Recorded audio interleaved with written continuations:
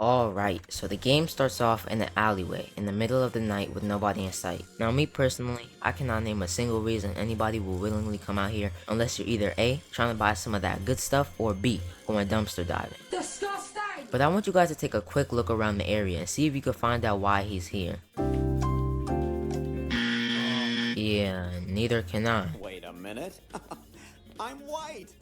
Oh, it's making a lot more sense now. My suspicions are confirmed when this white knight hears whistling and rattling and proceeds to investigate. They just don't learn. But wait, did I hear that correctly? Hey yo, run that back.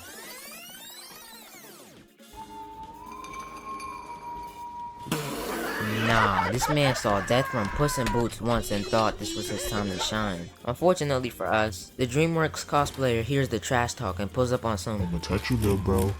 Watch your back. Watch my back. Nobody's behind me. Boom. He appears in front of me, attempting the ore farm. Bro, we see the fit. But I'm not gonna lie, his pull-up game, weak. His hair, weak. His fit, weak. Oh, word? Yeah, and what? I bet. Hold on now. Wait. No. Oh, he dead. So the scene cuts to a radio station where we meet our two main protagonists, Forrest and Peggy. And right off the jump I can tell, Forrest is the only one with a fully functioning brain. Now at first it may just sound like I'm hating, but if you don't believe me, just listen to this blasphemy. You hear something, Peggy? Huh? Hear what? You probably just heard some cats outside. Oh my god. What the heck is she talking about at that? I swear at this point it's a canon event for at least one character in every horror story to be on the spectrum. Stay back! God damn it, I will teach you. Is your brain located in your ass, buddy? But if you thought that was bad, just wait. It gets worse. Halfway. But look, Forrest is over here humiliating himself live on air, making the most atrocious sounds known to man. Someone put a muzzle on his mouth. And it's really frying me because he is a 6'5" grown man, full build. And instead of chasing the bag, the ladies, or a Dodge Charger wide body, like real OGs do, he's over here LARPing as a Yeti. This thing is trash! Like, bro, why are you doing this to yourself? And Peggy's useless self got the nerve to be over here laughing. Do you see me f***ing laughing, my nigga? But anyway, for some reason the town's 911 operator calls the show. And she's not here to participate in the You Laugh You Out challenges Peggy got me playing. In fact, she's not here for anything show related at all. Cause she's here to report that the town's sheriff has been murked. Now you might be thinking to yourself, what that got to do with us? And that is a completely valid question, because instead of doing the logical thing and dispatching officers to the scene like a normal person, this fool reroutes all calls made to 911 to come to my show without my consent. Weird. Buddy, you're weird. But honestly, Forrest's life is more anticlimactic than a 9-to-5 work shift, so this could really be some good exercise for him. But while I'm helping them get to safety, you hear, No. No. No. It's the Whistling Man. Who? Leslie explains to us that the Whistling Man was a serial killer back in the 50s who was on demon timing. While he was outside, everybody was tucked safely under their blankets. Thankfully, the cops got on him and chased him into the water. And lucky for him, he wasn't black, cause if he was, he would have gotten shot a long time ago. Just ask this random officer. I walk with a stick, I walk with a gun, I walk with a stick, I walk with a gun, I shoot for fun. Hell no, man. But for some reason, 30 years later, he's back, and he woke up with straight violence and hatred pumping through his veins. And the level of hate coming from this guy is elite. You know he been charging it up since he was little. While y'all were dozing off to Paw Patrol, he was up past his bedtime bumping Dax, full volume. Don't worry, little bro, a punishment that bad could drive anybody insane. But enough of the yap. Using common sense, we were able to save both the officer and the 911 dispatcher, and they lived to see another day. And this is where the real trouble begins, so lock in. So we get another caller, and I'm not gonna lie, this guy's a complete simp. He goes from talking casually until he realized I wasn't the 911 operator, to which he switched up faster than fake friends the moment a girl comes around. Wait, Forrest Nash? I want to speak to 911. Put Leslie on. Yeah, that brother's starving. She don't want you, but But look, he tells us that somebody broke into his office dressed as the Whistling Man. And I feel bad, because at this age you think he'd be fighting back pain, not a serial killer. But for once, Peggy speaks, and it's not some straight up noise pollution, and she gets to cooking the plan. So the plan is to lure the killer to a certain room using phones in the office to buy Maurice time to escape. And you know what? That's a great idea. I'm with that. And this plan has to work. A killer sensing more victims is like EDP sensing minors.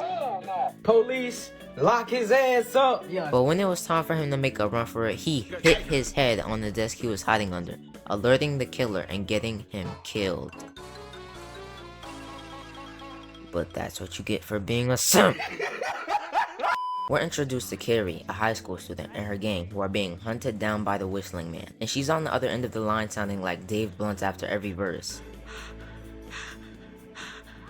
She would not last a day in a quiet place, but she finally starts talking once Peggy calms her down. Forrest asks where she is, and just when I thought these people were starting to think, she says, The old murder house. Say that again. The old murder house. Nuke the whole generation. do you mean to tell me that y'all really sat here and thought it would be a good idea to go to a murder house the anniversary of a murder? Yeah, the circus is that way. They're accepting new recruits. Now, it turns out that the whole thing was just a prank, but when it's time to unmask the killer, they don't even know who's under the mask. So Jimmy approaches them trying to unmask them when the killer says, This one is what we call a sacrificial lamb.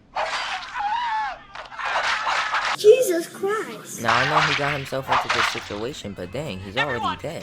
Everybody hits the dash, and this is the type of sense I've been looking for. They're not trying to end up looking like a floor mat like Jimmy. But to be fair, nobody liked him in the first place. His homies probably spun back afterward and got jiggy over his body. But it turns out the station's intern is best friends with Carrie, so I ran downstairs to go get a friendship quiz that could help out with Carrie's plan. And it's crazy to me that her own best friend couldn't even stop her from hopping along a bandwagon with some clowns. But look, we get everybody in position like they're the Avengers. Jennifer, you pick the lock on the gate. Hot David, you be the bait. And Chad, just be Chad.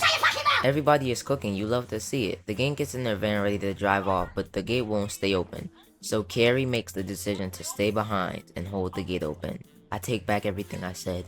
Carrie is a real G. Right as she is about to get brutally mutilated, the Whistling Man walks away. Her aura was simply too strong. These other horror characters need to start taking notes. She managed to save her friends and not get killed in the process. Sensational. A few minutes later, we get a call from this guy named Ricky. There's not much to know about him except he's a big yapper, but it's important to remember that he has a dog. Now we get a call from a woman named Dawn who claims to have been locked out of her apartment and needs the code to get in. But how do you forget the code to your apartment yet you remember the number 911? That's tough. She had also said nobody else lived around her, but we hear the same dog from earlier, barking. She really got on the phone to say a whole bunch of nothing. This is that noise pollution I was talking about earlier. So I went to go get a security manual to give her the wrong code and... Thank you, Forrest.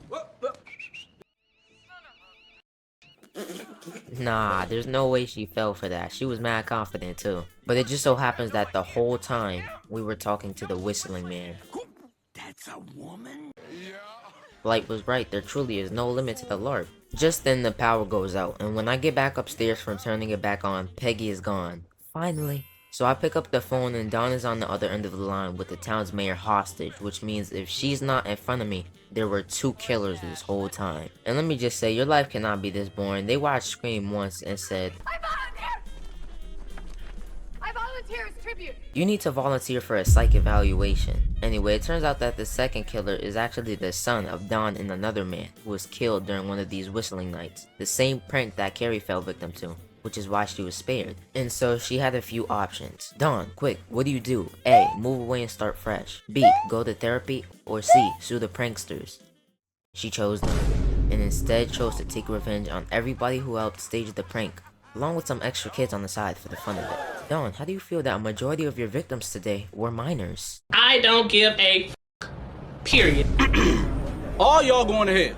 Maybe while she's down there, she can run the duels with Jason. Anyway, Marie is about to kill Peggy since they are sisters and she thinks Peggy forgot about her. Dawn is a fake name. Yes, they're sisters. Keep up. But Forrest pulls out a birthday card Marie gave Peggy a few years back, proving that she never forgot. Oh, shut up. We want action. But that bought enough time for the police to come rushing in, chasing off the killers and finally putting a stop to this nightmare. So Forrest hits us with one final one-liner to close off the show. Been a scream. Key stuff. And everybody but Maurice goes home and lives to tell the tale. Yeah, I'm with the AP for 200K. They told me that frost, rainbow face. They hope I fall off. Ain't no way. I might be alright, but it ain't okay. Niggas got left, niggas went right, I went left and stay left, and ain't nothing the same. They run their lips. I put my purple and step in my foot in the pedal of range.